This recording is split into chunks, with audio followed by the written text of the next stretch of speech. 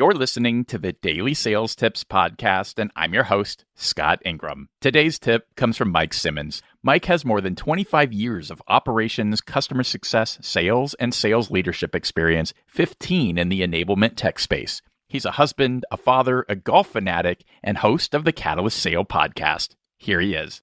If you were watching this, you likely either had a meeting earlier today, you will have a meeting later today, you had a meeting last week, or you will have a meeting next week. We all have meetings. How many times do you walk out of those meetings but not really know, what do we accomplish? What are we doing next? Not only what are we doing next, but who's responsible for it and when's it going to happen? This is why it's important for you to clarify next steps. Clarifying next steps is not about those giant leaps that are going to happen inside a sales cycle. It's the next thing that has to happen, the next gate that you have to have. One of the things I try to do when clarifying next steps is try to keep them as simple as possible. Very short, bulleted statements. Next step, deliver contract paper. Next step, make introduction to so-and-so. Next step, provide feedback on X, Y, or Z.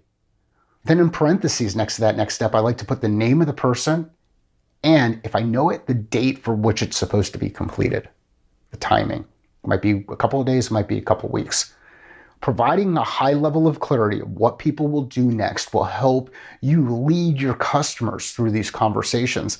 And no one will go out of these meetings and say, wow, why did we have that meeting? What did we accomplish? What's happening next?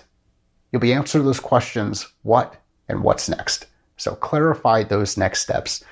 Keep them simple and be very direct about who's taking them on and when they need to be done. Thank you. For more from Mike Simmons, including the video version of this tip, a transcript, links to connect with Mike, or to learn more about his courses or his podcast, just click over to DailySales.Tips/736. Once you've done that, be sure to come back tomorrow for another great sales tip. Thanks for listening.